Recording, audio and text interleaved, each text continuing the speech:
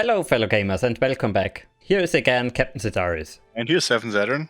Joining us today is Ponter, a fellow content creator and longtime player of World in Conflict. Hello, how are you doing? I'm doing great. Thanks for having me. You're more than welcome.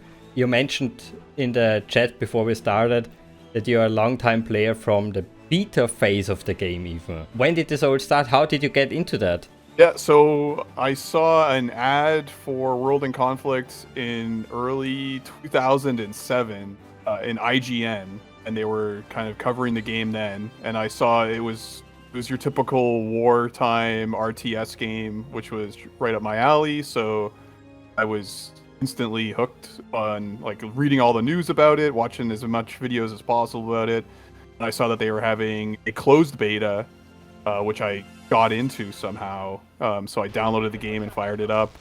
And since then, I've been playing it pretty much on and off. It's definitely my favorite game of all games, and that's saying something. And I'm still playing it to this day. It's high praise. Oh yeah, yeah. And I'm pretty picky when it comes to games. So StarCraft, Civ, Paradox games, everything. Still the best out there, I think. I wonder, did you also take a look at the mods, or are you more a vanilla gamer and only have the vanilla experience? Well, there wasn't that much modding done in old days, kind of like right when the game was launched. I was very much a purist back then. I didn't even play the Soviet Assault. I never even bought it when it came out because I was playing competitive multiplayer, and we kind of looked down on anything that wasn't vanilla competitive multiplayer. I didn't even really play a lot of public kind of online server games where you're just kind of playing for fun. I was just playing the clan wars scene back in the initial phase. Nowadays, there's a very good mod out, which I can talk about it now, or I can talk about it later on. I do play quite a lot. Modern Warfare mod, which is a very nice mod. That came out kind of after the game died, kind of ironically, or it was kind of in early stages when the game was dying. Yeah, I definitely want to go into that subject, but for now, maybe let's go directly to the question of the day. What is World in Conflict? Yeah, so World in Conflict is an RTS game. Some people call it an RTT game, which is a real-time tactics game, which I take issue with because there is strategy involved in it. I think a lot of people assume that an RTS game, which is a real-time strategy game, has to have base building in it. Because we all think of StarCraft, Warcraft, build your base, do your macro, and then you go and fight with your armies. So World in Conflict doesn't have base building. It's set in 1989, when the Soviet Union attacks the West, and it's fought on a company level. So you basically, I think it's like a 10 by 10 kilometer box that you fight with a company level unit over command points, which are little circles in strategic locations on the maps. And essentially you fight it out for 20 minutes, trying to capture those command points, and whatever team capture them the most wins. And there's a lot of good team play elements, like it's an 8v8. Competitively, it's usually 4v4s or 5v5, so you have 5 on each team. And there's 4 roles that any player can play. And it's a pretty simple rock, paper, scissors thing. And each role is kind of designed to beat another role. So you've got your armor player beats support, and the support beats air, and then air beats armor. And then infantry can kind of beat everybody, but it's very vulnerable, so you have to pick your battles. That's like basic level of the game.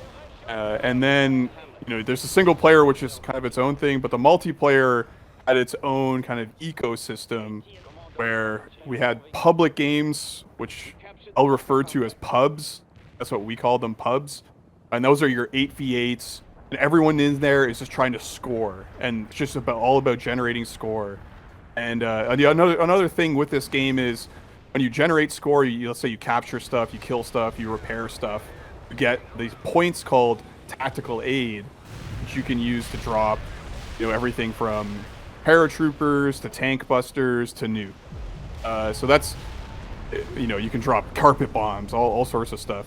So there's kind of a mini game within the game where you have to generate that TA and then use it properly. And when you get to the high level of competitive games, the management of the TA is actually what wins. Like it's not about how much micro you have; it's about how smart you are with that TA that you've generated, and dumping it on the right person and keeping it flowing around the team, and not wasting it on stupid stuff right at the or at the wrong moment.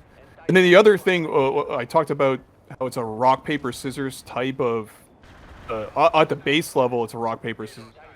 But when you have players that are highly skilled, you can kind of break that rock paper scissors dynamic. So one issue that has been haunting the game kind of since it launched is that the air roll, which you don't fly planes, you fly around with helicopters. Those helicopters can just dominate everybody if you're good at them. Like it requires a little bit of finesse with the micro. Like you have to hit the right hotkeys in the right set of basically dancing. That's how I describe it. You're dancing with these choppers to beat the support player.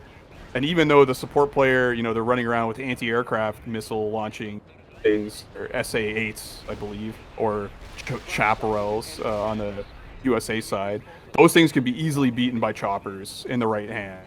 So support player, even though they're supposed to hard counter the air player, cannot really do that. So what we've seen in the game is in pretty much all levels is everyone's trying to figure out how to stop the air players from just wrecking everybody. There's some interesting dynamics within. It's not just a simple rock paper scissors kind of approach that a lot of people think. And then so pubs are just kind of a mess where nobody's really thinking about the game on that level. They're just trying to score really high.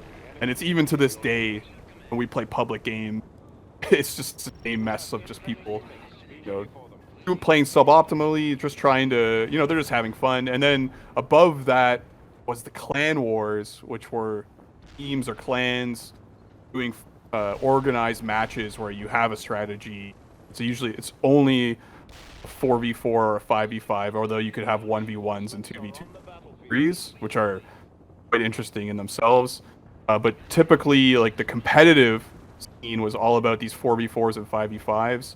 And early on in Wick, like in 2007, 2008, 2009, there was a level above the clan wars, which was the actual esports or like tournaments very early on. There was an ESL tournament in 2007, but I think the big one was in 2009. So they really tried to make this an esport game. Like this was like before StarCraft 2 came out. Everyone was trying to beat Brood War. And so it was an interesting kind of moment for RTS where there was and it was even before like League of Legends and stuff kind of got really big. So they were trying to make it competitive. Like teams were sponsored. I remember playing teams that were sponsored by Razer and all sorts of other, your typical sponsors. So those teams were like the elite of the elite, and they wouldn't even play clan wars because they didn't want people to know about their strategy.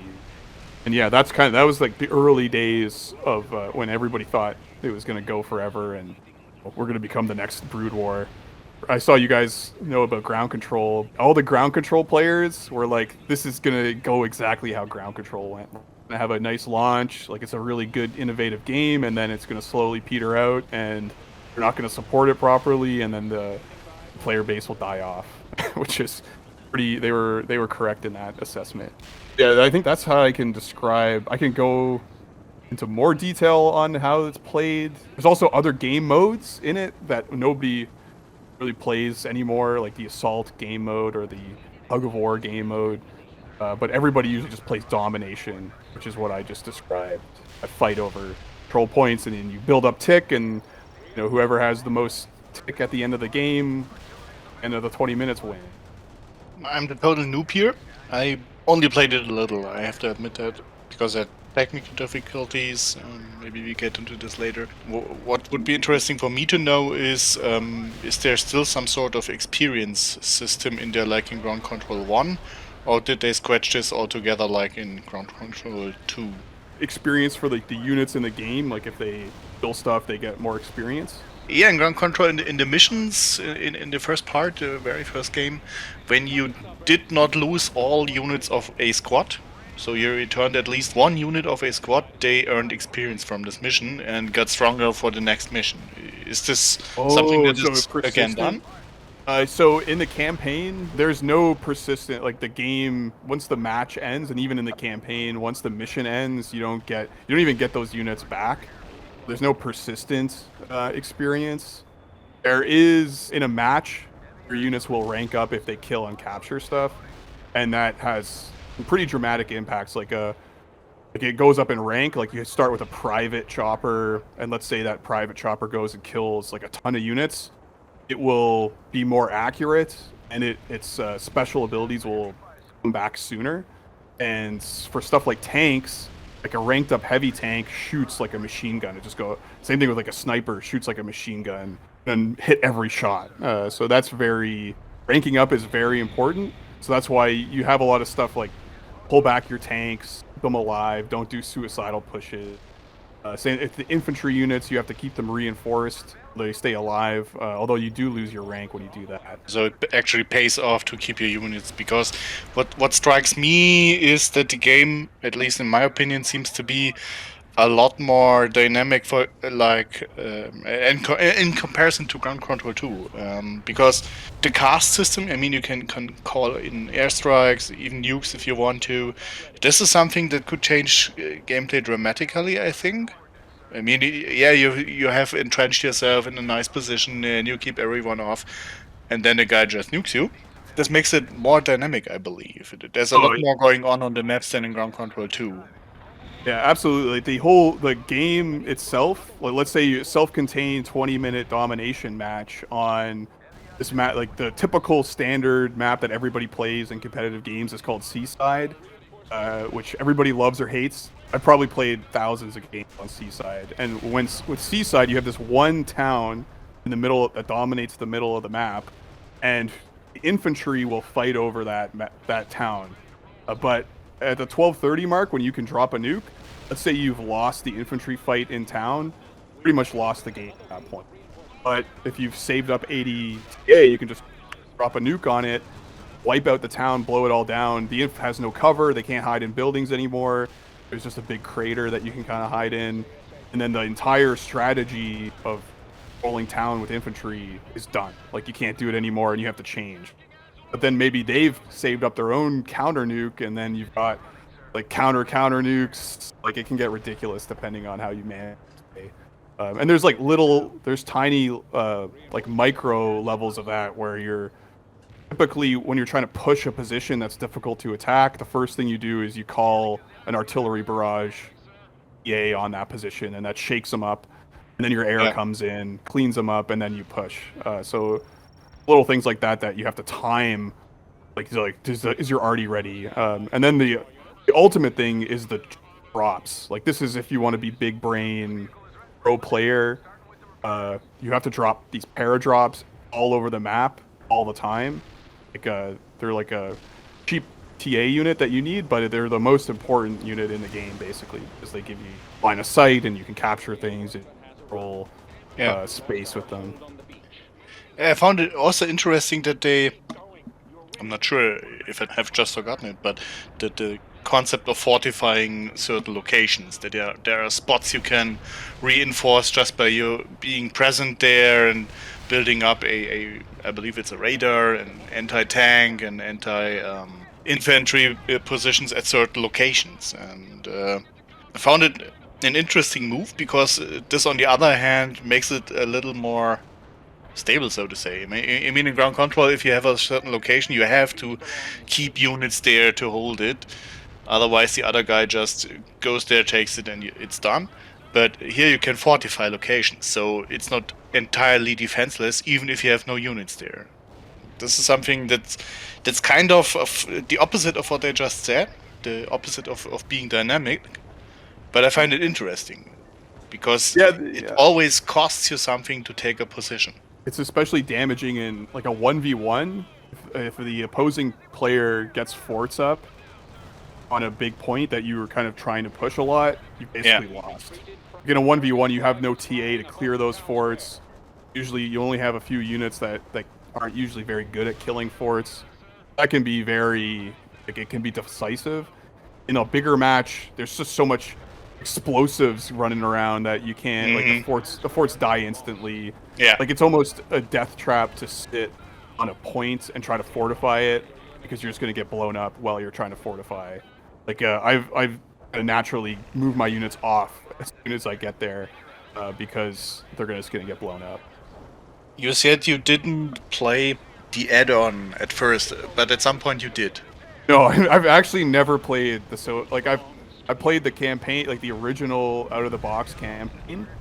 I never played the Soviet assault campaign. I haven't bought, like, I must have bought it off GOG, but then I never installed it. Like, when I found out that Wick was still active, I had to, like, go and find my old disc to install it, reinstall it, and so I just been using that ever since. I've just never installed Soviet Assault. I guess I'm a bad Wick player in that regard, but I was a snob. Like, back then I was a snob. I was like, oh, that's for the noobs to play. Yeah, I only do the pure stuff. Yeah. Well, maybe we can go more into the direction of the single-player campaign contents. I mean, the topic itself is something that makes me feel a little bit strange, because lately there's the contemporary situation that, well, again, we do have problems with a certain nation that is invading other countries, and it's pretty much the same story. How do you feel about this?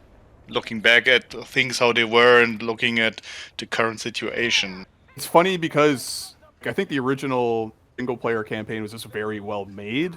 That was my takeaway when I did it. Like, they had real characters, they had like arcs, they had emotions. You know, they actually had real voice actors. Like, Alec Baldwin was in it, which is kind of funny these days. But you know, it was a well made thing, and I mean, it wasn't that super realistic, I think. Like, I don't think the Soviet Union could really project power in 1989 the extent that they did in the game, but I think that's just whatever. And coming to 2022 with the, you know, an actual world in conflict situation kind of possible, first of all, there was a resurgence in people playing the game since February. I should put together a spreadsheet on how many people were joining the World in Conflict Discord in, like, before and after February this year, because I think there is like a statistically significant difference in the amount. And we've noticed, like, in March and February, and even now, it was just very much busier in the game. There was like 30 people playing the game simultaneously in March on multiple days, and pretty much every day there were games going on. And honestly, I think it was because of the war. People are just like, "Oh, Russia's invading! Like, I gotta get my Russian invasion fix. So let's play World in Conflict." And like, all the comments in my videos were always talking about it, and especially the Modern Warfare mod. We can talk about it later when we get into the mods, but that is, you could LARP in that mod, the conflict. Like, all the equipment that you hear about in the conflict these days is like in the mod. It's pretty interesting when you think about it. Like, I put out a video on the 23rd of February talking about, like, I was like, I'll do it in Modern Warfare mod. I'll make it kind of look like Ukraine. Like, I picked a map that looked like the Ukraine, and I was like, oh, I'm shooting down Russian stuff. Like, I hope this doesn't happen in real life. And then it turns out that was the day they invaded. So, yeah. So it kind of is a positive takeaway from that there are more players active. Does this also kind of revitalize the community, or is it just people playing more? I mean, like, playing more helps the community. That's, like, the community is there to, like, help people get in the game, basically. Like, that's what we are. We're like glorified tech support when people have those, you know, oh, I have, like, what do you mean I have to rename this file, or what do you mean I have to install a patch? So that's, like, really what the community is there for, and to, like, organize games, to let people know when the games are being played. And we just need, like, fresh meat, you know, like, more people to play in the pub, like, get the servers started, fill them up. That's what we really need. And it's fun, yeah. It's like tragedies always help. Like, the reason why I started playing again was I started playing in 2020, after like a 3 or 4 year hiatus, only because of COVID. And that was, like, the servers were pretty dead in like 2019. There was only a handful of people playing regularly. Then COVID hits, everyone's stuck inside. Like, I don't know what happened to you guys, but, you know, I couldn't go out anymore. I'm just sitting at home, like, working from home. I'm done at 5. I could Yeah, just, what to do with the rest of the day? Yeah. just fire up Wick and get in there. And like I didn't have the commute, so I could get on at the time when the Euros were on, because that's the other big thing. Like, Yeah. and this, I think, in a lot of smaller communities, it's like you have the North American scene and the Euro scene, and they're always like trying to get on at the right times for everybody. Yeah. Organized Yeah. game. I notice same here. specifically well from the American Europe time differential because some games actually only have European and American communities or small communities, and getting them together isn't even easy because technical issues. There's a ping or something, but if Oh you play yeah. alone on your side, then you won't get enough guys. So you have to play with the other side of the Atlantic and well suffer the technical consequences, so to say. Yeah, So I like know this very well. there was elaborate rules. Even and like World in Conflict, it's not like CS. Like the ping doesn't matter that much. But if you're playing air and you're trying not to like botch your attack on some support units, you have 100+ ping. Like you notice the difference, and like all the air players always complain when they're in the wrong server. Yeah. Because like the North American servers for me, like I'm located in North America. Like I got 20 ping and it's awesome. But then European servers, it's like 100 ping. It's not awesome. So they were even I think like in the old days when you were playing like competitively, like you had to switch servers every game. Like let's say you had a best 2 out of 3, like, and half your team was North American. Like you could insist on having those games played on a North American server. Like when people really cared about it. Nowadays, everyone just kind of makes do. So, Captain, we were leaving you out entirely here. Yeah, but that's fine. It's quite nice to hear so many facts. But I would say let's talk also a little bit about the development of the game.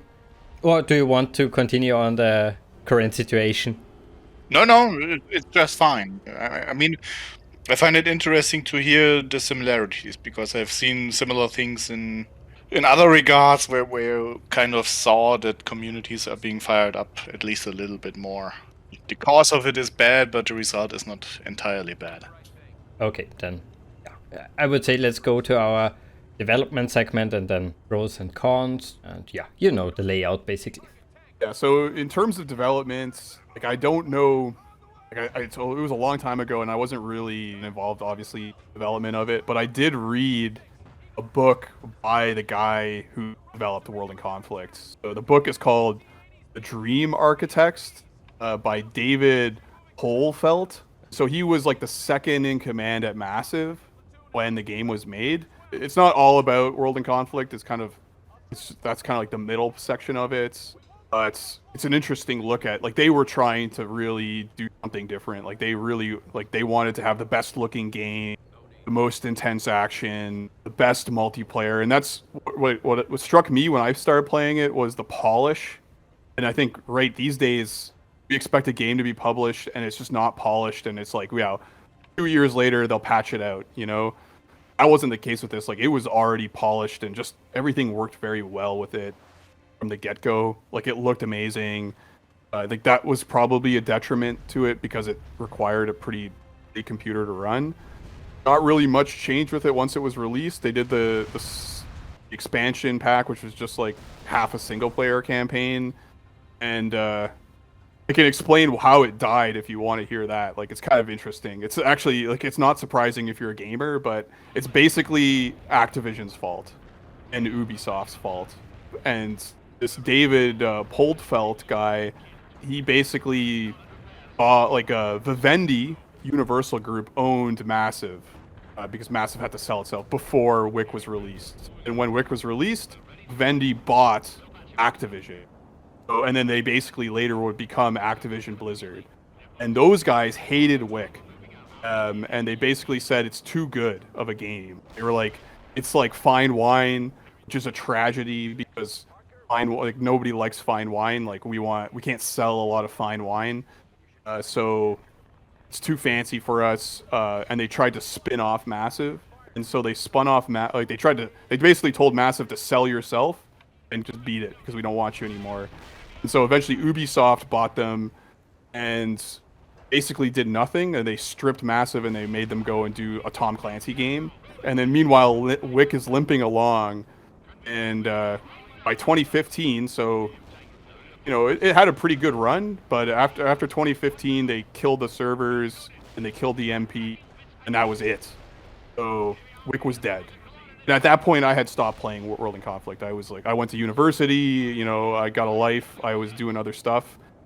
So it was completely dead. But the people at Massive put out the code base for Massgate, like the multiplayer kind of, all the systems that made the multiplayer work, like the leaderboards, the guts of the system that supported it. They just put it out there, and this group of fans developed, took that code and made it again. And so I just want to shout out a few guys in the Massgate test community. That's what they called themselves. So Bloody, Nukem, Tenerifis, and J-Man, Housebeat, Martin Jack, and Mycon. And I don't know if there's anybody else I'm leaving out, but those are the mods of the World in Conflict community. And Bloody is hosting the servers that we're running right now on his I don't even know if I should be saying this, but he's hosted them somehow on some ISP servers, some for friends and family kind of thing. So these guys restarted Wick in 2017 after taking all that code and stuff, and they're the reason why we were playing it today. So it was a completely community, grassroots. There was no corporate backup doing this. They just took the game and brought it back to life, which is incredible. Yeah, and definitely. This is something that many companies actually are missing. We had this talk a million times here. Why so many game companies basically let their games entirely die out. It's a different matter if you can play the game with direct IP connection or something like that. But if you're really forced to play on some sort of lobby server, like in the Vic case, then it's really a dick move to simply remove it, do nothing to keep the game alive. And I mean, if you are really sure you won't support this game anymore, you won't sell it, you won't develop anything about it, why not give the people at least the protocols or some definitions or something, and do it what you just described. Let the people recreate this if they want to. You have nothing to do with that. And for me, this is a total valid move. And I was really surprised. I also read about this. And I was really surprised that there are companies out there which do this kind of thing, to give people the means to carry on. You mean there are companies out there who are nice? Yeah, apparently. You see, it's not all just about money, and that's what I don't understand. Even if it is not about money anymore, some companies still behave as if it were. I don't get it. Yeah. Well, in my opinion, they left a lot of money on the table by killing the game. They could have just kept it limping along and then just waited for the opportune moment to, do a Wick 2. I don't know the economics of it. Maybe it doesn't make sense. I know they had plans. In this book that I read, they had plans for a Wick 2. Code name for it was Crazy Wick or something. So I can't imagine what they were thinking in that regard. But I imagine. War Game, I don't know if you guys are familiar with War Game, Red Dragon, or European Escalation. That's kind of the spiritual successor to Wick.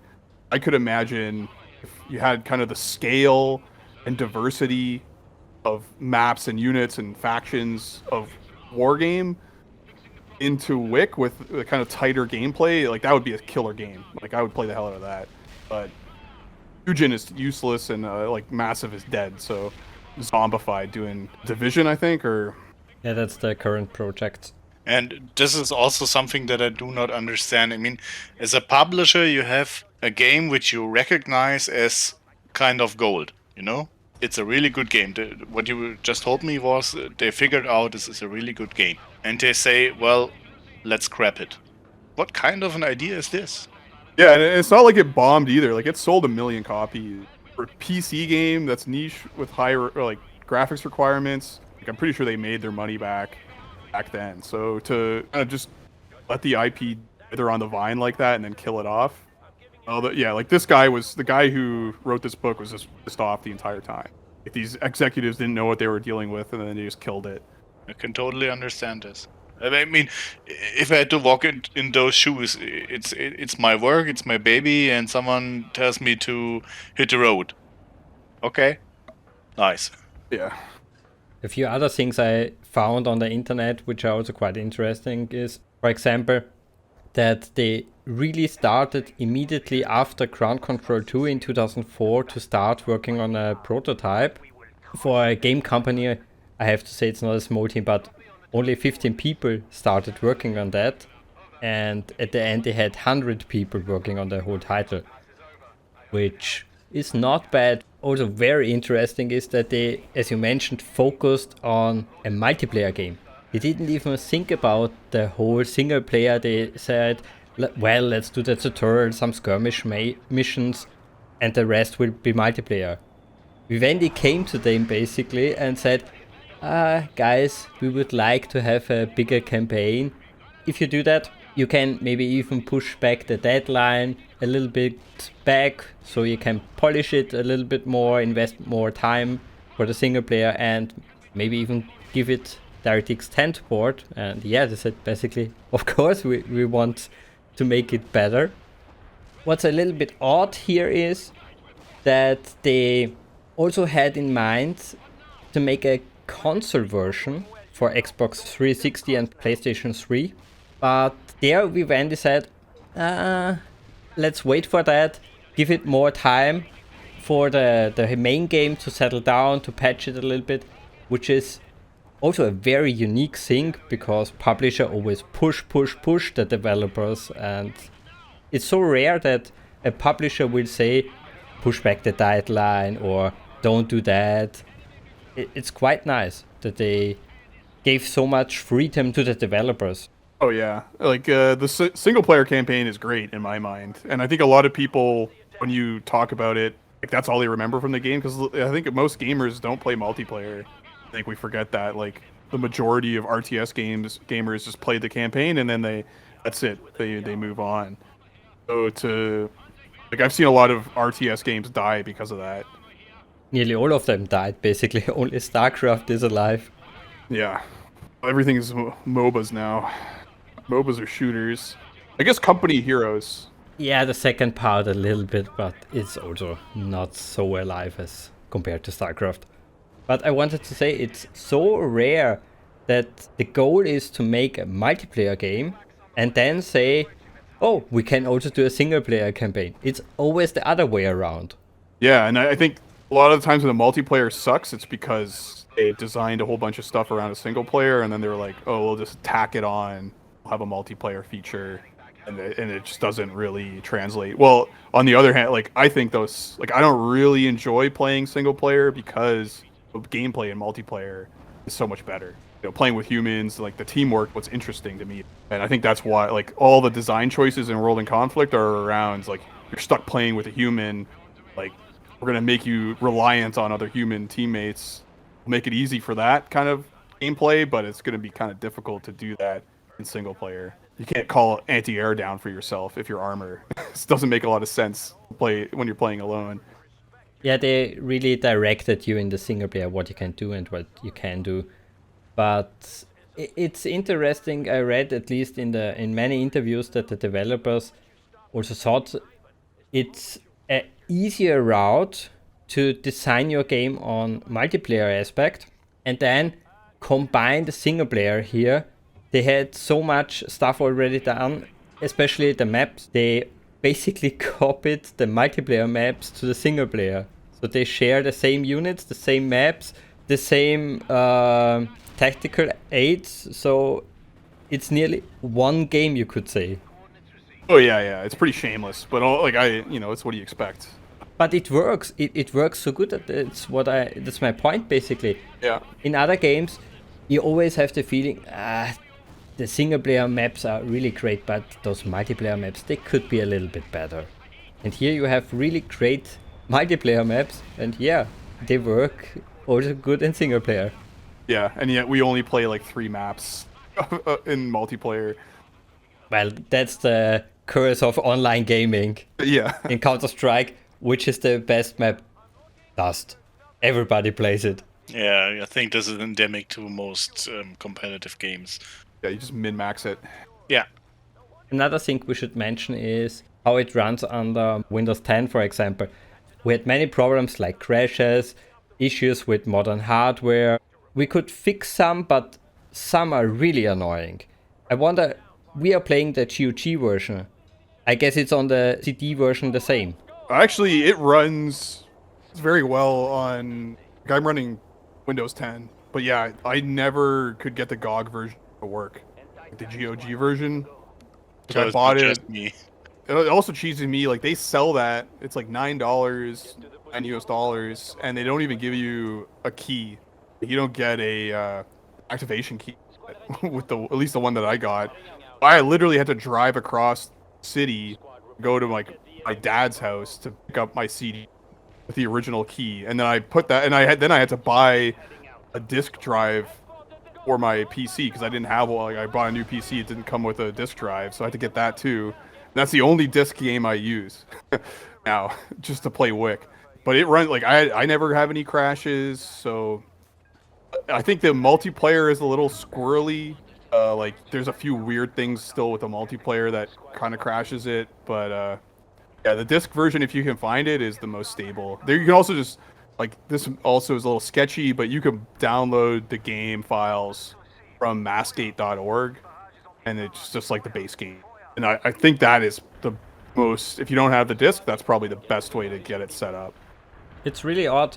Saturn also used GOG version. He has the same Windows, nearly same hardware as me, but he has so many problems and I can just play basically.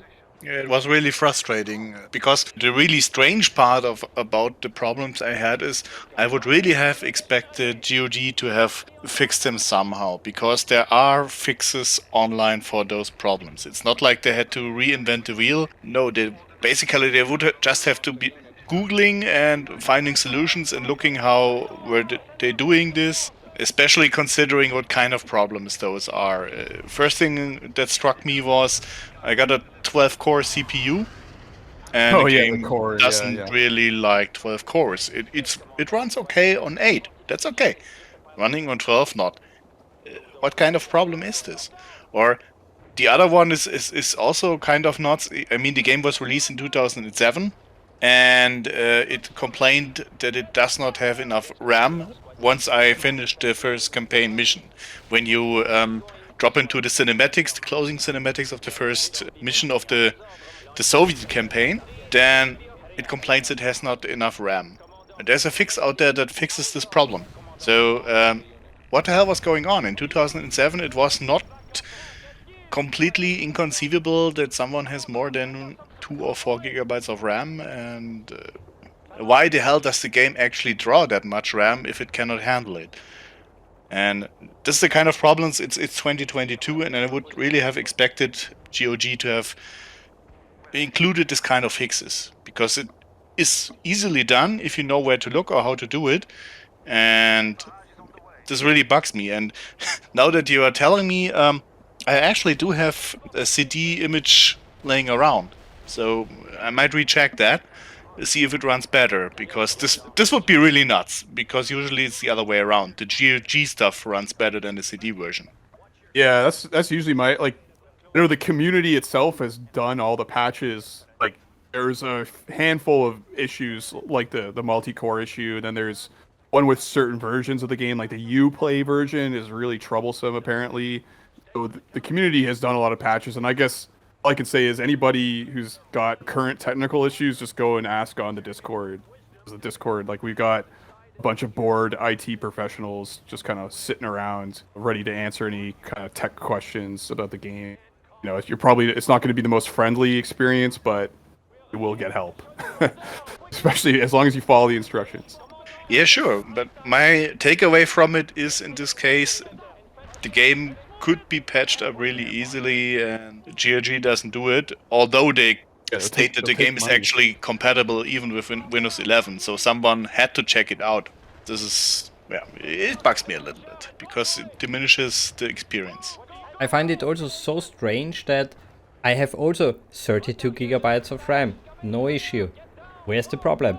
The developers even stated multiple times during the interviews that the goal was to use multi-core CPUs, more RAM than the current generation of games.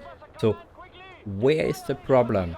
It could be that it's a GOG problem and the CD version just runs fine. I have the CD, I also can try it out. It would be interesting. I'm definitely gonna check this out, because if this were the case, then someone needs a slap. So next on the docket is the pros and cons. Yeah, since we already went into the pros and cons a little bit, I would say let's go full in. You're a long-time player, so I guess you can tell us a lot of your experience, what you think is good and bad in this game. Yeah, so I mean, I've talked a lot about what I like about it. You know, the graphics are good, the gameplay is good, like it still holds up today. And I like that there's no base building. You just get into the match immediately. Like it starts 20 seconds and you're fighting. I think this could be a pro or con. It's easy to get into it, but it's very hard to master. Like anybody can jump into a game and then drop some arty, and just start shooting all over the place, and you know that's fun if you're like a complete new player. But it's very hard to master. I think this is the case with any game that's been played competitively. Like there's like thresholds of skill that like you have to read a lot and figure out a lot and like train a lot of micro just to be able to play at a certain level.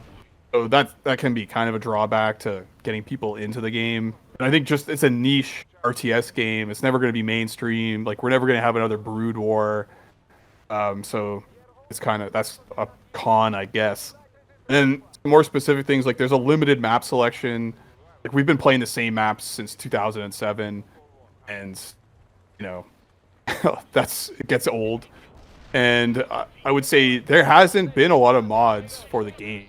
I like, other than the one I want to talk about, the Modern Warfare mod, like there haven't been a lot of good mods for the game. So I know a lot of people, like a lot of games are literally kept alive by the mods. This one I don't think is really the case. Although, like I wish more people were modding it.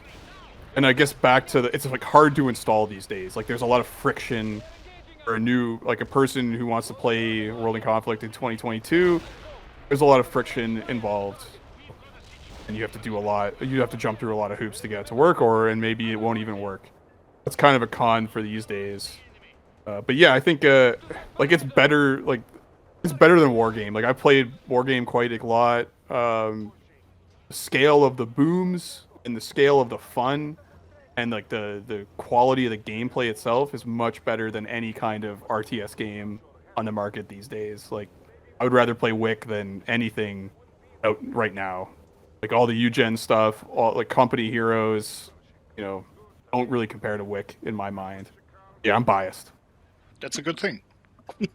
You said the booms. What's also interesting is the looks of the booms.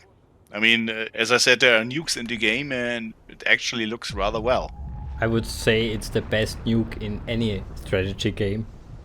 Yeah, definitely the best nuke in any strat. And like, there are some mods where you get even bigger nukes. Like it'll just literally blow up the entire map.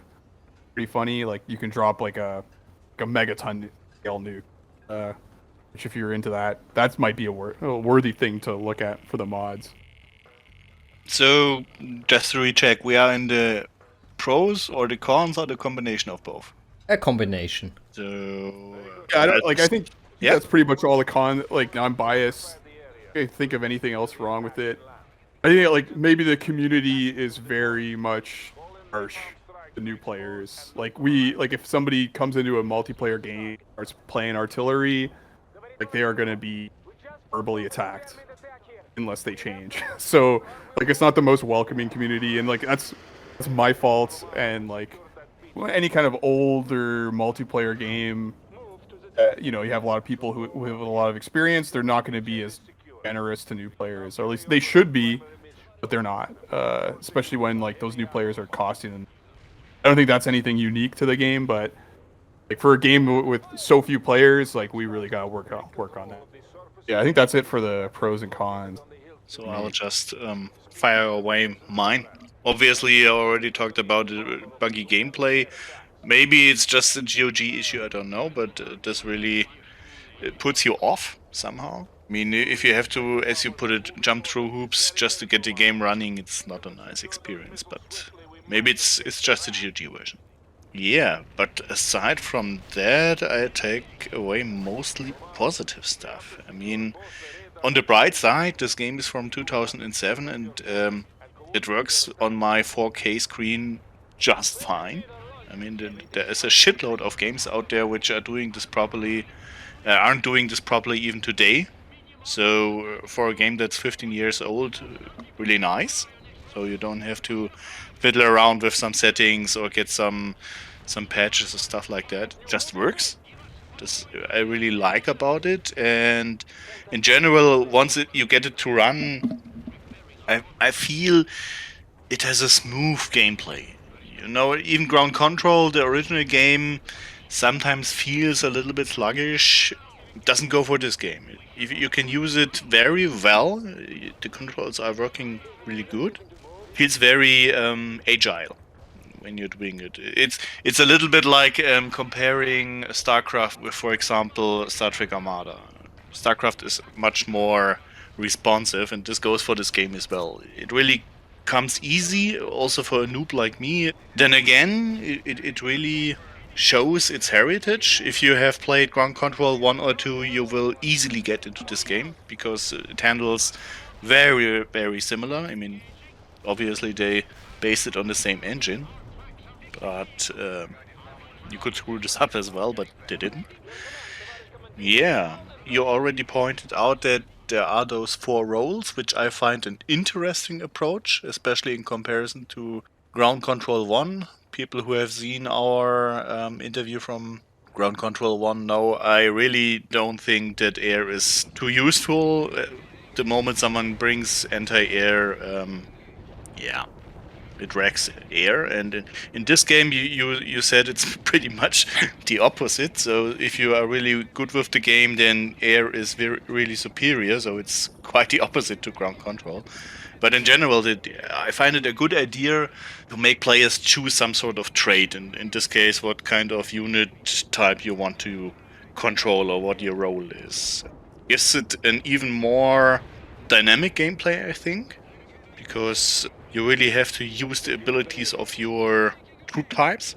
I mean, there are a lot of games out there where you can simply, let's say, take the heavy tanks or something and be happy with it. It won't fly in this game. Everybody can kick your butt if he knows what he's doing, but so can you with your own traits, so to say. And on top of that, I find also, again, really well done what Control also did, this limitation of units. I mean, most strategy games have some sort of limitations on how many units you are able to command. For example, some sort of supply mechanics or something like that. In this game, just like in Ground Control, your points income, which allows you to cast your airstrikes and allows you to acquire new units, is simply not being replenished if you have hit a certain limit. So no supply mechanics in the sense of I'm supply blocked. You don't have to really consider like building something. This is all gone. You don't have any buildings, and yet you still have a need for keeping an eye on it. So it's still complex, but you don't have to, again, jump through hoops. You just have to manage your units, and yeah, very agile, I believe. What I also find interesting, this is something we really haven't touched yet, is how they managed the 2 add-ons. I was at first very confused when I got the GOG version, which has the base game and the add-on as well, because I already played Vic 2 times, or at least I started playing it from the CD version, and there was only the base game on it. So I actually knew how this works. Well, you play the campaign on the American side. But the add-on shows it from the other perspective, from the Soviet view. And what I find interesting is what they did is when you buy the combination of both, the GG version allows you to buy both at once, then you don't have to separate campaigns. in ground control, they did it in this fashion that you had to play both sides. You had to first Craven and then later the Order, but they were more or less separated. And here in Vic, they chose to switch the sides every now and then. So you, for example, start with the Russians, which are attacking in Berlin. And next step, you are in the United States defending, I believe it was Seattle. So they are kind of woven into one another. This is interesting. It's not a pro, not a con, but it's a different approach to combining two separate campaigns, which were originally not intertwined in any way. This is unusual, and I would like to see more companies doing this. I believe the most common way to do this is to simply, place their campaign, then release an add-on, which gives you a new campaign, release maybe a next add-on, and even another campaign. And I think it makes it a lot more interesting if you expand a campaign, because it also makes it more interesting maybe for replaying the first campaign. In this case, I already knew the first missions, but it was still interesting playing them because I was switching sides every now and then. So it kept me going, so to say. Yeah, we had multiplayer. Something that really bugs me about ground control, one is no bots. This game has bots. People who watch our show more often know I'm not really a player versus player guy. So I really love the opportunity to play this game mechanics against bots. It's not something that is coming naturally. They could have just scratched them, but they didn't. This I like a lot, actually. Oh, and of course, in the beginning I said it works with 4K. In general, from a technical point of view, it has a shitload of settings. For example, one thing that was a little bit annoying for me was the scroll wheel is going the wrong direction. You know, when you change the height of the camera and you are so used to the ground control direction, it really is annoying when the camera goes the exact opposite direction, but you can simply switch it and you're fine. You can even change the maximum height, and you can change the speed, how fast this goes, and there are a lot of small things. I believe it also can show you the quality of your Wi-Fi or the status of your Wi-Fi. And there's a lot of tiny things in there that aren't really necessary, but really improve your quality of life. I believe this is what you were getting at when you said it's polished. Yes, they did their homework. They did a lot of small things that really make the game experience awesome. And I also would like to see a lot more of this out there, not having this in the 15th patch run or something like that, but maybe just from the beginning would be really nice. Yeah, and something I found a little bit strange, I don't know if you have experienced this, is what they are doing with racks. I mean, in ground control it was like, yeah, there's a rack, but it doesn't really matter. It's, just an object, doesn't mean anything. And here there are actual models, and sometimes this is what I found so strange is when you send your unit somewhere and a rack is in their way, it may end up that they are shoving it around, sometimes quite a distance. And yeah, I mean, it's nice to actually model this and give it some sort of physics, but then again, if the guys are just shoving around a rack, not getting around of it, blocking themselves, strange decision.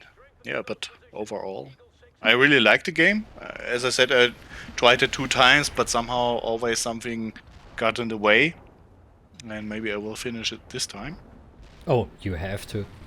And I know a certain captain is very fond of this story. Yeah, definitely. But I want to say first that this game feels so modern. Of course, the graphic engine is out of date, but still there are so many visual effects in it which look amazing here. Sometimes you can really forget that you're playing a 15-year-old game.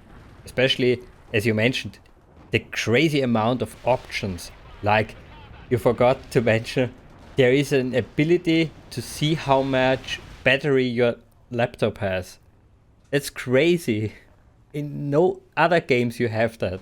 They have dual screens. They have 60-player multiplayer. In the strategy era, this is really non-existent, I would say. Then you can nearly completely destruct the environment, all the buildings, you can make craters. Yeah, the overall package is so nice. On top, we have the source code basically for the online infrastructure. So many aspects we, as a modern community, like and would like to see more often, I have to say. Yeah. And it's sad that we don't see it so often. And going a little bit to the multiplayer, which for me is really amazing that you have to coordinate your attacks. In most RTS, it of course makes a difference if one player attacks or the whole group, but here, since it's so team orientated, you have really to work together and yeah, Especially with the role system. especially there, but also that you can give to the other players your tactical aid points. So you can really talk to each other, hey, give me everything and we nuke those assholes. Yeah. It's really nice. On top, Saturn and I play a lot of Armada, and we always hate it when the enemy has a color we would like to have. Here you have the amazing feature that you can set in the multiplayer game the color of each allied player. So you can customize how the look is basically in the game.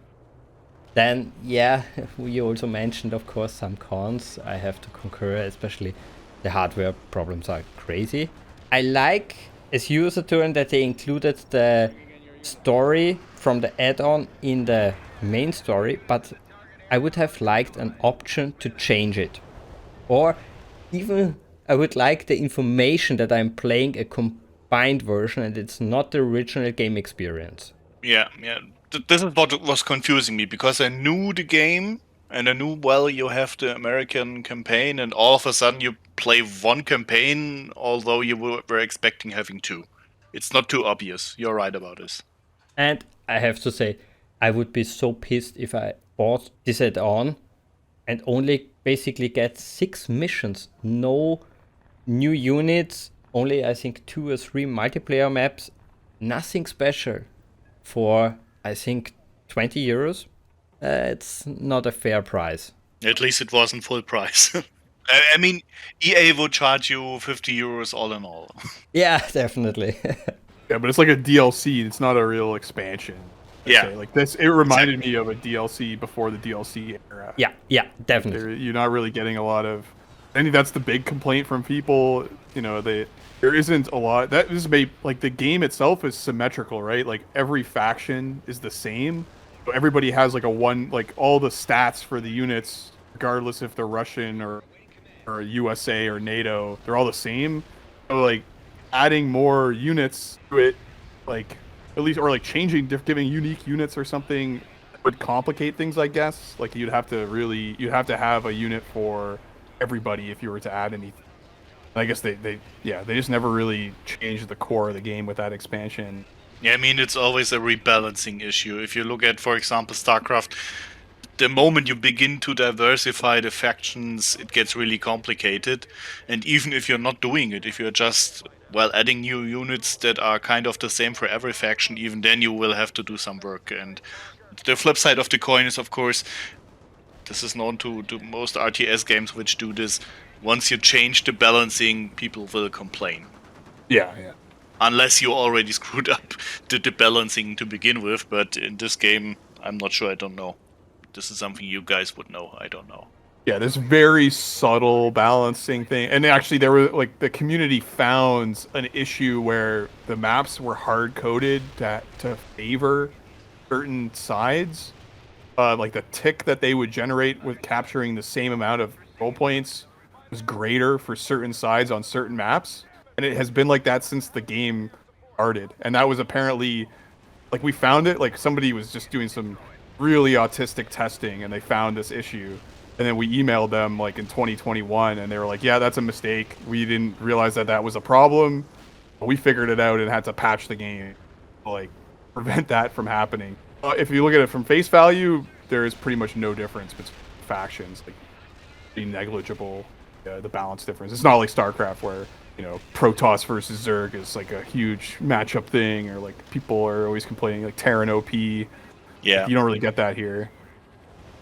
Then I have also to mention that I think it's a con that they didn't include a real cover system for the infantry. Of course, you can give the infantry some cover in a forest or give it in a building, but I would have liked it more as they did in Company of Heroes, where I could say, you as an infantry squad, cover behind this wall or behind this rack, use something as cover, and not only those two.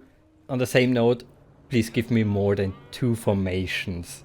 It's a little bit frustrating. Yeah. I mean, that they have the most important ones, of course, but considering how many formation guidance ground control already had, so they knew what they were going into, it lacks a little bit.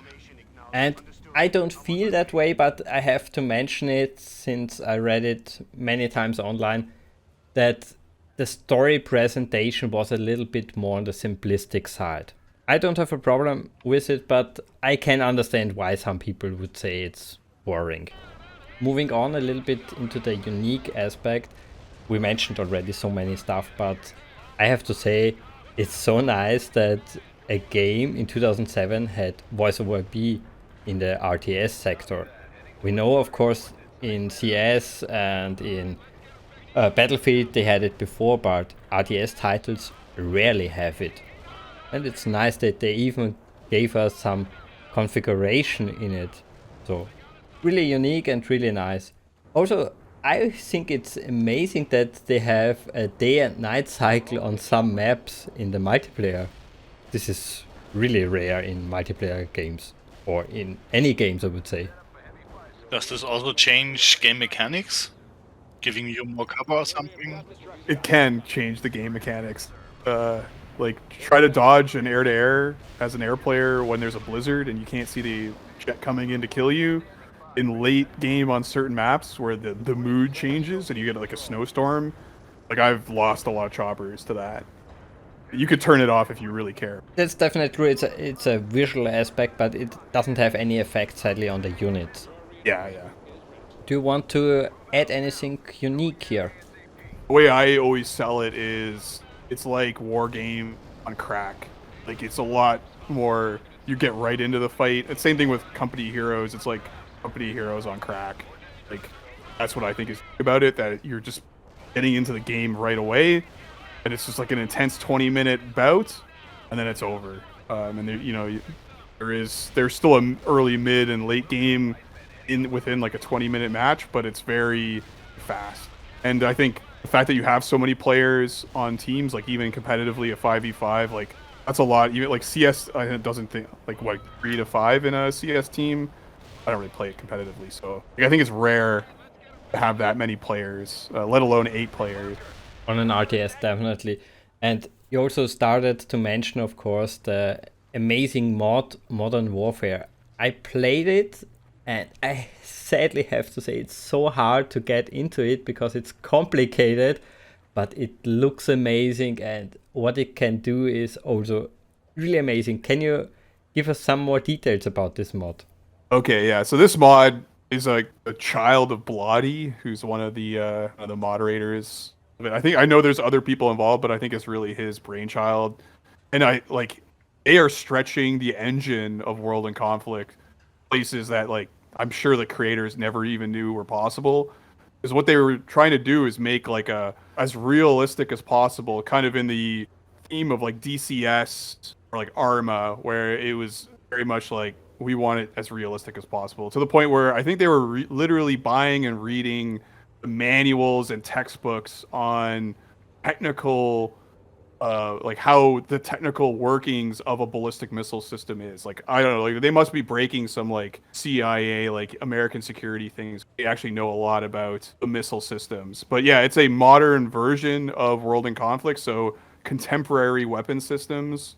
You've got things like F-22 Raptors, Patriot missile systems, S-300s, S-400s, Pansirs, Iron Domes, P-90s, Leo 6s, like Iskander ballistic missiles. Like it's got everything in the military hardware that you would love and see in conflicts today. So it's very interesting that, and it's definitely overwhelming. I've tried to do some videos kind of explaining the little things, and then I would literally do a video explaining how to do something, and then somebody's like, "Oh yeah, you could also do X, Y, and Z," and like I didn't know you could do that. So it's it is a lot more in depth and not as user friendly. Like to turn on something, you have to like click a bunch of buttons that you don't even know you had to click. But once you get it going, it's actually very similar to World in Conflict. Like if you're decent at World in Conflict, like I played multiplayer games against people in this and just was able to like control the whole map because I'm pretty good at inf. So I just go and play inf in Modern Warfare mod. But it's funny. It's got like a lot of soul in it. Like there's like all this weird music and sound effects that they put in.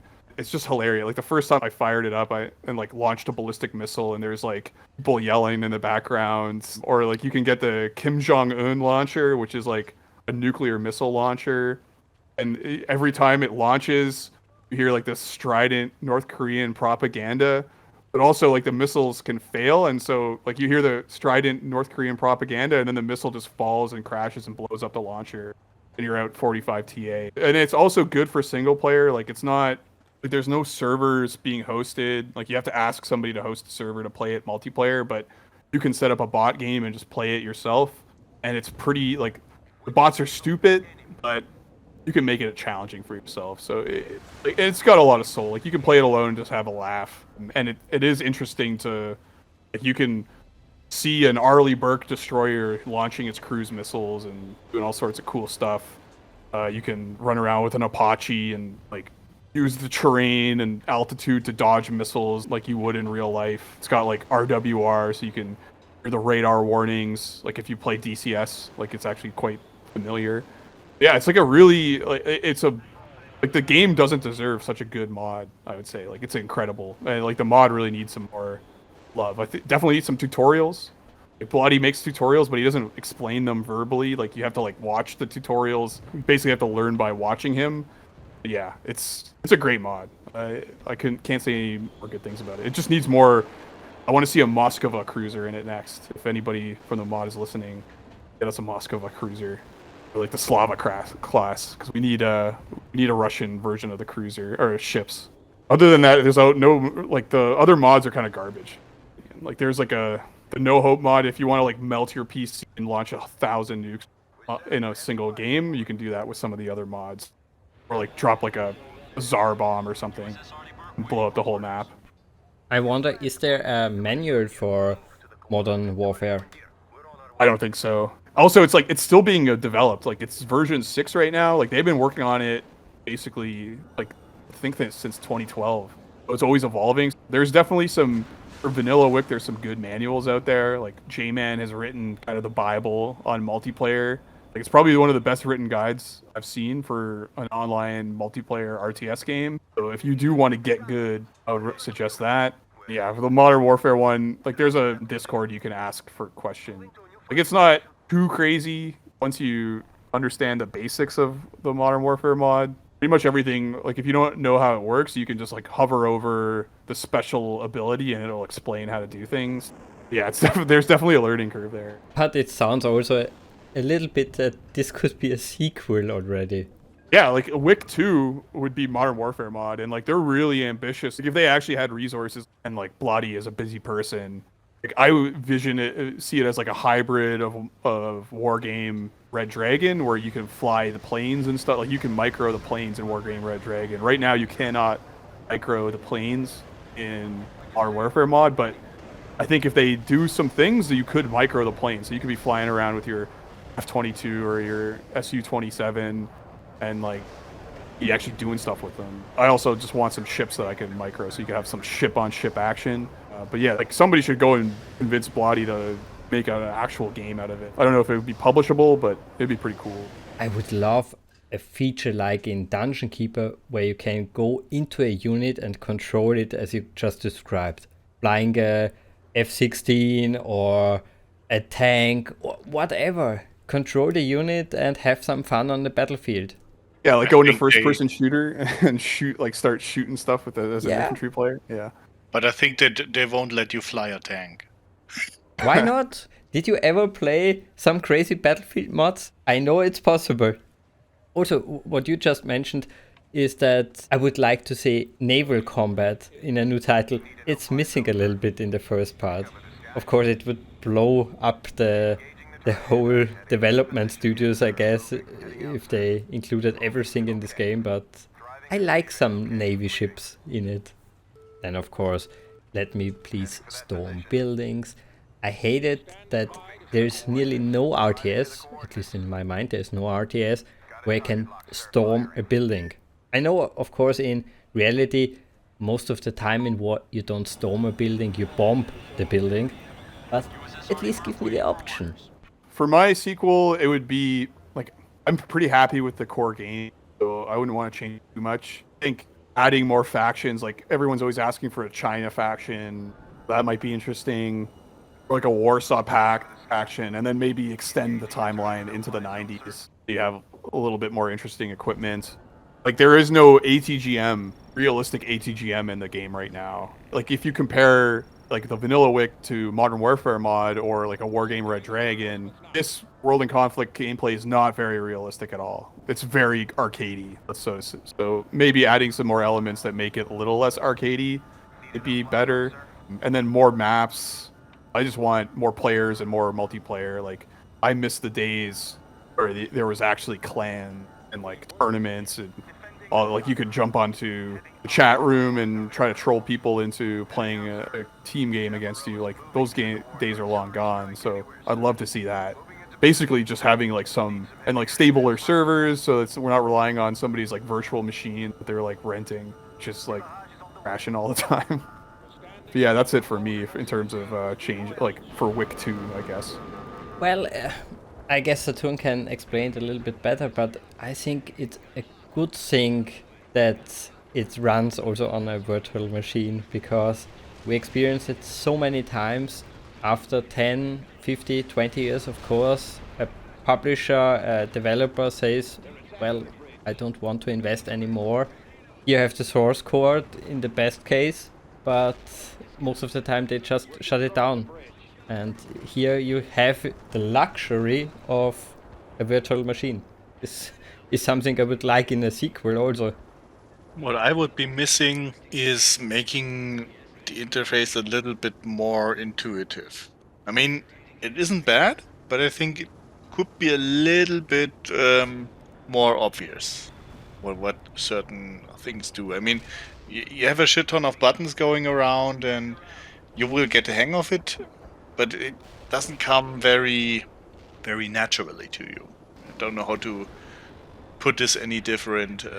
At least for a noob like me, it sometimes feels not too intuitive. For me, I would say it's the design of the buttons. It's a little bit odd. Yeah. You get the hang of it very quickly, but you have to mouse over every button to see, okay, this one does this. Okay, I get it. But the button doesn't tell me anything. Yeah, the picture of the buttons. Maybe that's just it. Don't know. But I'm actually watching the stream video, and in the lower left corner, the upper left button. What does it do? Like the very top button? Yeah, below those group buttons, I believe 1 and 2. Oh yeah. What Yeah, I does don't it even do? know. I have no clue. I think it's like switched units. Select like if you're selecting a multiple types of units, it'll switch from either type. Yeah, Yeah, but aside from that, I believe the game actually does rather well as it is. I wouldn't change too much. Especially on the side of the multiplayer, the mass gate, the whole interface and everything was so well done. Yeah. They shouldn't change a thing here. Just add some little things like a cover system, formations, maybe some weather effects which also affects the units. And yeah, give us another faction, another story, and I think most players are very happy and buy it immediately. Oh, of course, one item we have to take on this list also. Please give us the units for the next missions. So rank up all your units and continue the progress basically. And haven't you forgotten something you always complain about? Yeah, of course. I forgot to mention my lovely co-op feature. Yeah, please give me it. I mean, this is something that could actually work here. Depends on the mission design, but considering that there is actually already a role system in place. And you have to consider, you never play the general. You never have control of the whole army. You're always one segment of the army. So a co-op here, yeah, it would work really nice. Yeah. Either having your own set of units controlling everything, or maybe split it up into the different roles. It would come very naturally, I believe. Yeah, completely forgot this. Shame on me. But what I didn't forget, there is the toilet factor here. You can take the manual with you and read a lot about the game. It's, as we know, a thing of the past. No new titles have a manual anymore. Sad modern existence we live in. Yep, definitely. I want to go back. Well, no, I don't. I want to play my old stuff, but live in the future. Yeah, you want to play the old stuff, but you definitely don't want the crappy internet connection from back then. No, 56k modems. No, no, no. Good, then I would say let's close it slowly. I couldn't find many hidden content. Sadly, only a few hidden logos, but maybe you as the expert found anything else? Not really. Easter eggs have never really been my interest. There are some funny signs, some yellow signs with some funny stuff on them, hidden some maps, like on the hometown map. If you roll around at ground level in town, you can find some funny signs. There's definitely some exploits I could talk about. The hidden features, like if you drop in certain maps like Riviera, like paratroopers onto the water, they will spawn onto the land in random places. So that is definitely exploitable. It was actually banned in some tournaments. You can also drop units directly on buildings, and they will spawn randomly outside the buildings, which is helpful for avoiding being killed as you're dropping. But every so often, if you do that, they'll spawn in the corner of the map, like the very corner. So you get punished for exploiting. And you can also reinforce units in buildings if you exploit like the getting in and getting out, and you smash your reinforcement button. So if you, let's say you have like an AT squad that's almost dead, you take him out of the building, hit the resupply button, and then put him back in the building. You can resupply him while he's hiding inside. That's also banned, but in most cases, a tricky thing to do. Yeah, I think that's it for in terms of hidden features. Not exactly hidden, but something that I remember now that we are talking about it. It's those small details. For example, in the very first Russian mission, you are basically invading Berlin, Western Berlin. And what I find well done is the Berlin Wall has, of course, two sides, the Russian side and the German side. And there's graffiti on the walls, but obviously only on the German side, because on the other side you were not allowed to approach the German border. And it's realistic.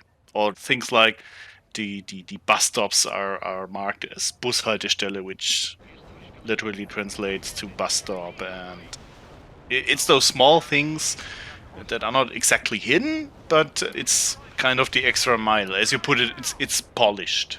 And it's those small things that, yeah, that make it really nice. In many different aspects in this game, they often had features or stuff in it where I think it's not necessary, but it's so nice you included it. It's considerate, actually. It's really considerate, and it spices up the experience.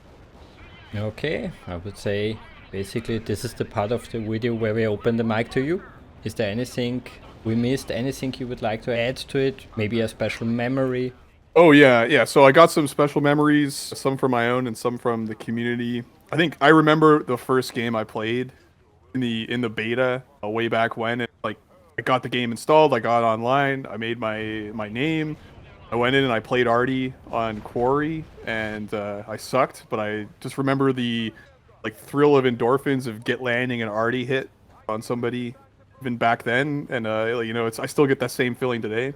That's kind of my initial memory of the game. And then I think what I remember most is, you know, staying up super late trying to convince people to play Clan Wars against me and just screwing around with the clans that I was in and having a good time there, like trying to come up with Smurf names and Smurf clans to trick people into playing us, because like once you get to a certain level, nobody wants to play you because they know they're going to lose and move down the leaderboard. So you have to like, try to guilt people in, calling them Dodgers and stuff. So like I have a lot of memories of just screwing around doing that.